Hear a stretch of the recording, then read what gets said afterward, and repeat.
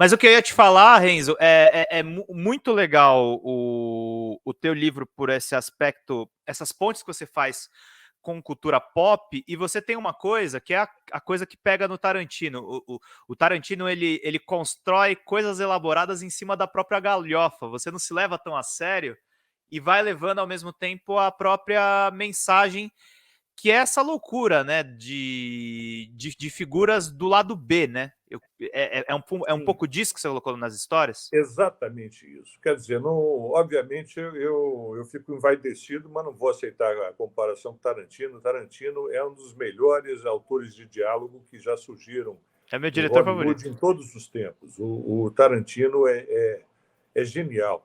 E é curioso porque ele fez um livro em cima do Era uma Vez em Hollywood. É um livro estranho, porque ele, na verdade, ele não conta nada de nada, ele só expande um pouco a história. Uhum. E ele, como escritor, quando você pega aquilo que não é diálogo, as descrições de cena, tudo isso, ele não é tão bom. Mas como Uhum. escritor de diálogos, ele é insuperável.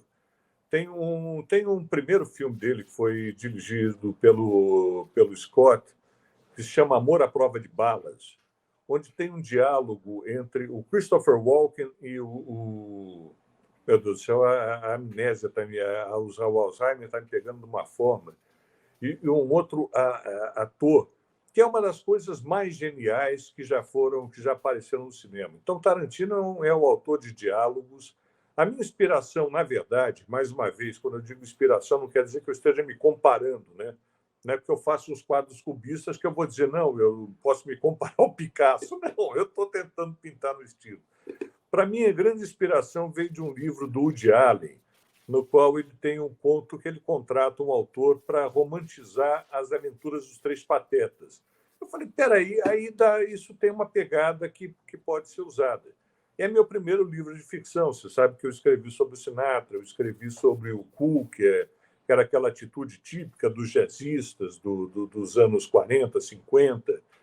Eu escrevi uma série de livros não ficcionais e essa foi a primeira vez que eu arrisquei entrar na ficção. E, por incrível que pareça, Pedrinho, você vê que tem louco em tudo quanto é lugar, o livro está vendendo bem. A Cotter está indo para a segunda edição do livro. Acho que Porra, que legal! o próprio Cotter está surpreso. Está falando, porra, mas o que aconteceu? Tem maluco que está comprando esse livro? Tem maluco que está comprando esse livro. E eu E vou vou te contar uma falar uma novidade. coisa. E eu vou te falar uma coisa, Renzo. Explica bastante sobre o livro, porque nós temos 2 editores aqui na Folha Democrata. Depois a gente vai fazer cortes dessa live. E aí você pode divulgar o trecho que você achar mais legal da nossa Eu, conversa. então, eu acho ótimo que eu vou te contar mais uma novidade, então. Vamos lá. Eu estou fazendo um segundo livro com o Johnny Watt, roubando outra vez o personagem, roubando, mas dessa vez é uma graphic novel. Eu tenho um cartunista, um grande desenhista, aliás, ele é muito melhor como desenhista do que eu como escritor, que é o Rodrigo Geraldi, que ele está começando a ilustrar. E dessa vez eu coloco o Johnny Watt em contato com os. Como é que eu vou explicar isso de uma forma elegante? Fica difícil, Pedrinho. Com os caras que fazem origami de pênis. Uma vez eu estava em Las Vegas e eu vi que esses caras estavam se apresentando, só que não era lá na Strip, perto onde é que era. Eu falei, pô, não vou pegar um táxi para ir na casa do cacete e ver 2 caras fazerem origami de pênis. Mas eles fazem um hambúrguer, eles fazem um cara andando de windsurf, fazem a Torre Eiffel. E daí eu falei, olha, pô, isso dá uma história. Só que essa história precisava necessariamente de ilustrações. Daí eu peguei o Rodrigo Geraldi e combinei com o Cotter o seguinte, a gente vai tentar fazer essa segunda aventura do Johnny Watt, já que ele se entusiasmou com a história, como crowdfunding. Então, a gente vai iniciar a Legal. qualquer momento um crowdfunding, porque, obviamente, daí é muito mais trabalhoso, porque tem a parte de ilustração, tudo isso. E, para quem gosta de ver piroca desenhada, vai ser um livro deslumbrante, porque nós vamos, inclusive, ensinar como é que você faz o origami com pênis. No mínimo, com a crise que a gente está vivendo, Pedrinho, pode ser uma alternativa de profissão. Você vai lá, lê o livro e fala, olha, isso eu consigo fazer. Eu vou comprar para fazer aqui o meu origami de piroca. Você Mas entendeu? O cara vira uma uma coisa, alternativa de profissão. ô Renzo, é uma coisa que eu sempre gostei dos bate-papos que a gente tem, meu querido. Ou você está me ouvindo? Travou ouvindo aqui para mim, perfeitamente bem. Não, Enzo, estou te ou eu ouvindo fui eu que bem. travei? Estou te ouvindo muito Alô, bem. alô, Você me alô? ouve?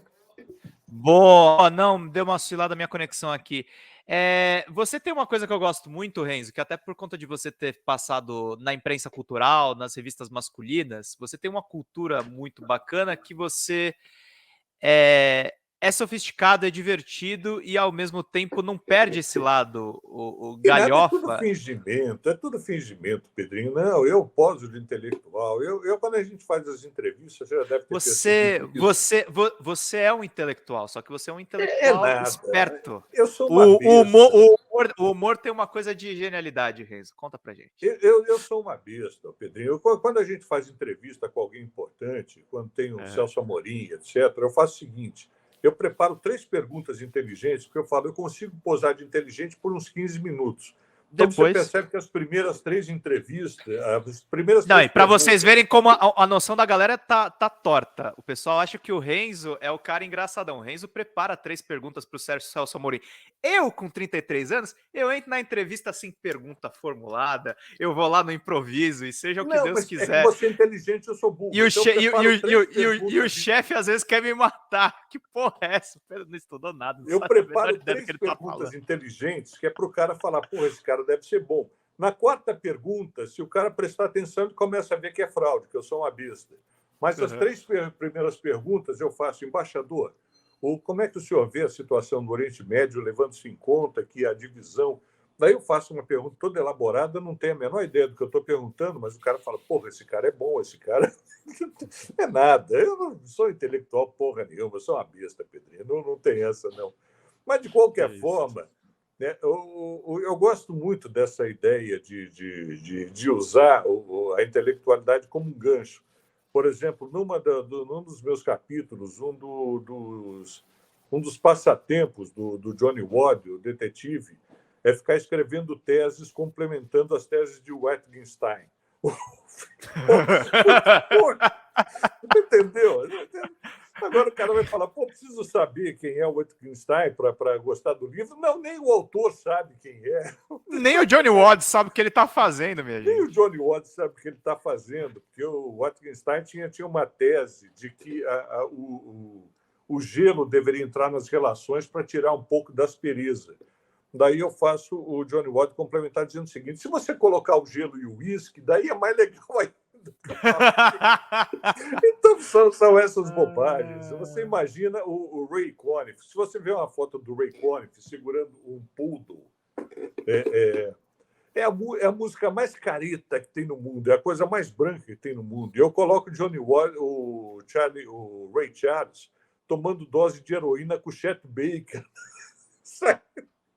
Aí eu digo que a Billie Chapadaço. Holiday namorou com o Ray Charles e que antes de namorar com o Ray Charles ela só tinha tomado café, era a coisa mais pesada que ela já tinha tomado.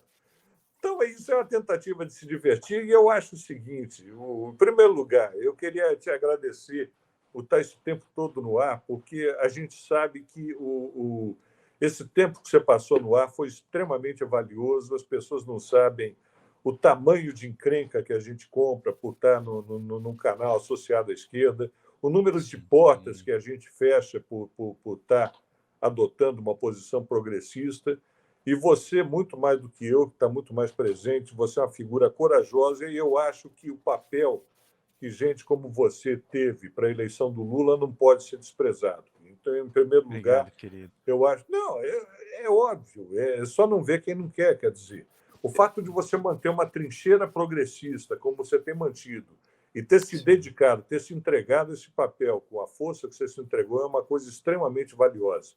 Entretanto, eu acho que agora está na hora de respirar e a gente pode se permitir rir um pouco, ler um livro que seja uma Sim! bobagem absoluta para zerar o QI. Então, eu não Eu tenho a tava menor. jogando hoje de manhã, eu tô começando a fazer, porque isso também deve ser uma das razões do burnout. Ao invés de eu fazer a porra de um exercício físico, eu abri uma live de manhã, que eu tenho 500 jogos aqui parados e eu preciso jogar esses negócios, porque eu recebo das assessorias de games lá e eu mal jogo. Tava jogando Sonic hoje de manhã e eu acho que precisa disso mesmo, precisa dar uma refrescada. Saiu um Sonic novo aí 3D, todo high-tech, eu tava jogando de manhã. E eu Mas preciso disso.